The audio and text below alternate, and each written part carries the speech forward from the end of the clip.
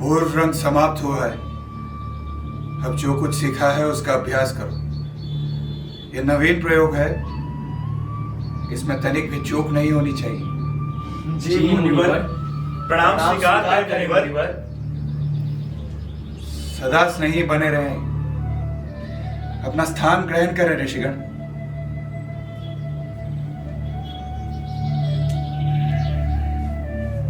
कहें ऋषिगण, किस प्रयोजन से आना हुआ? हे मुनिवर, जब से आपने नाट्य शास्त्र की रचना की है, हमारे हृदय में कई प्रकार के प्रश्न उठ रहे हैं। उनके उत्तर के लिए हम आपके पास आए। पूछें, संकोच न करें। गुरुदेव, नाट्य शास्त्र की उत्पत्ति कैसे हुई और इसका उद्देश्य क्या है? आपने बहुत अच्छा प्रश्न पूछा है। यह प्रश्न केवल नाटक को ही नहीं, जीवन के सार को भी समझने का माध्यम है। त्रेता युग में जब मनुष्य काम और लोभ से वशीभूत होकर अधर्म और संघर्ष के मार्ग पर बढ़ने लगे, तब देवराज इंद्र ने ब्रह्मा जी से प्रार्थना की कि कोई ऐसा माध्यम हो जिसमें देखना और सुनना एक साथ हो, जिससे मनुष्य धर्म, अर्थ और मोक्ष के मार्ग पर लौट सके। लेकिन गुरुदेव, वेद तो ज्ञान के भंडार हैं, उनमें जगत का रहस्य छिपा है। वेद अपने आप में ही इस उद्देश्य की पूर्ति के लिए पर्याप्त है। फिर एक नया वेद क्यों?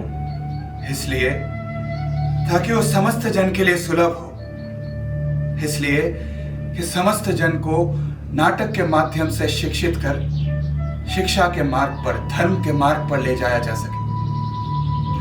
इसे महत् उद्देश्य के साथ ब्रह्मा जी ने चारों वेदों के तत्वों को मिलाकर इस नाट्य वेद की रचना की है। चारों वेदों के तत्व वे क्या है गुरुदेव?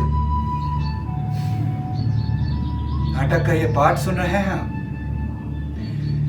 इसे ब्रह्मा जी ने ऋग्वेद से लिया है। इस सुंदर गान के आधार को सामवेद से, यजुर्वेद से अभिनय और अथर्व से लिया गया है रस। चारों वेदों के अंगों को मिलाकर नाट्य शास्त्र की उत्पत्ति हुई है। गुरुदेव, तो क्या नाटक केवल देवताओं के लिए बनाया गया है? नहीं, कदापि नहीं। यही प्रश्न दानवों ने भी ब्रह्मा जी के सामने रखा था।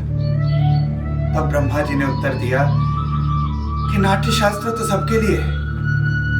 यह देवताओं, दानवों तथा मनुष्य के शुभ अशुभ कार्यों को दिखलाने का माध्यम है। दुख से, थकावट से, शोक से पीड़ित लोगों को आनंद देने का माध्यम है यह नाटक। इसमें तो सारे रस, भाव, शास्त्रों, शिल्पों और कार्यों का समावेश है। ऐसा कोई ज्ञान नहीं, ऐसा कोई कार्य नहीं जो नाट्य में ना दिखे। अद्भुत, समस्त सृष्टि का समावेश, लौकिक और अलौकिक, बहुधर्मी, सभी प्राणियों के भावों की एक प्रतिनिधि कला। हाँ ऋषिगण, इसीलिए नाटक को सभी कलाओं का उद्गम भी कहा जा सकता है और सभी कलाओं का संगम भी। गुरुदेव, नाट्य तो एक अद्भुत कला है। ये उतना ही आवश्यक है जितना जीवित रहने के लिए सांस लेना। फिर हमारा समाज इसे गंभीरता से क्यों नहीं लेता? कला कर्म को अनावश्यक क्यों समझा जाता है? हम तो कलाकार हैं, नीति के नियंता नहीं। कला कर्म करना हमारा धर्म है। हमारे विषय में, हमारे कलाओं के विषय में नीति नियंताओं को विचार करना होगा। प्रयोग के साधन और अवसर उपलब्ध कराने होंगे, क्योंकि नाटक केवल कला नहीं, यह समाज का दर्पण है। समाज को, मानवता के सार को समझने का माध्यम है यह नाटक।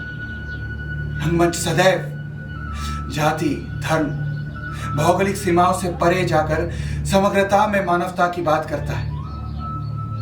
रंगमंच आज भी समाज में विषम परिस्थितियों में समता का भाव लेकर आता है, और ये भाव निसंदेह धरती को स्वर्ग बना सकता है।